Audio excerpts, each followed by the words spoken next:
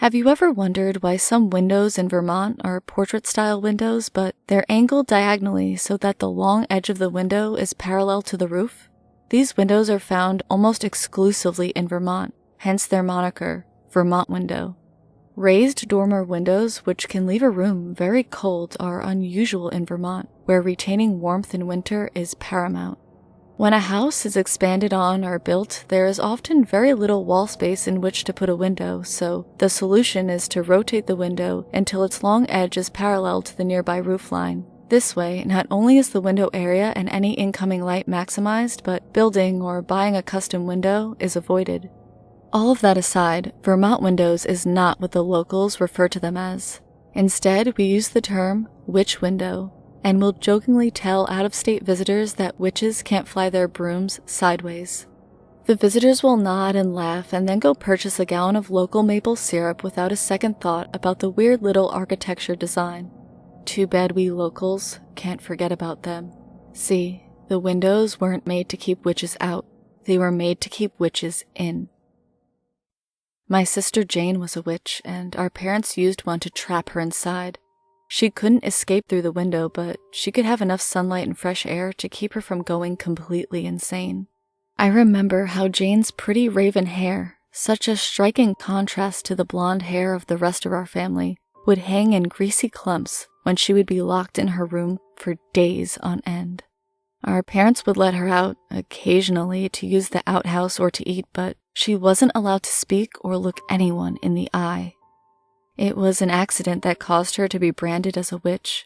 She was only 6 but had been walking our dog Cookie in a storm because Cookie had to go potty. Everyone hated that dog, mainly because he was a terrifying lump of flesh that would as soon bite you as look at you. Our father insisted on keeping him around as a guard dog from bears and mountain lions, and he made us take him out to go potty. That fateful night when Jane was outside, her teeth chattering from the cold New England rainstorm, a stray bolt of lightning struck the dog. It fried him, and when Father came out to see what the screaming was about, he rounded on Jane, smashing his fists into her face. He called her horrid names while accusing her of witchcraft and being the devil's own whore. She was confined to her room, and for the first week, she was kept in shackles. Mother had doctors come from as far as Boston to see if they could cure her of her evil ways, but none succeeded. Next, our brother Timmy, only a babe, died in his sleep. Of course, that was Jane's fault too, according to Father's lectures to me. He beat her more that night, and that time he broke her ribs. I tried to stop him from hurting my sister, but being a 7-year-old girl meant that there was nothing I could do to stop a fully grown man. He brushed me off like I was an insect, and he told me that if I ever tried to interfere again, he would beat me too. That was the first time Jane didn't get fed, and that night I snuck out to bring her food. Per usual, her door was bolted from the outside, and to be extra safe, it was padlocked with a key that only Father had. I didn't need a key though, since I knew another way. I quietly snuck outside and used the apple-picking ladder to get up to Jane's window. I broke off pieces of a few pilfered dinner rolls that I had been able to stuff into my apron pockets, and there were tears in my eyes as I watched Jane drag herself over to the window from her bed. Even in the dim moonlight, I could tell from her body language that she was hurt badly, but I couldn't see much of her through the small, slanted window. She reached a small hand out to me, and the only sound that broke our silence was her ragged breathing. I tried to talk to her, but she didn't answer.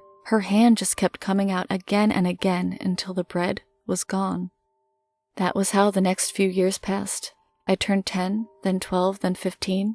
Jane never spoke to anyone again, but each night I faithfully snuck her out food.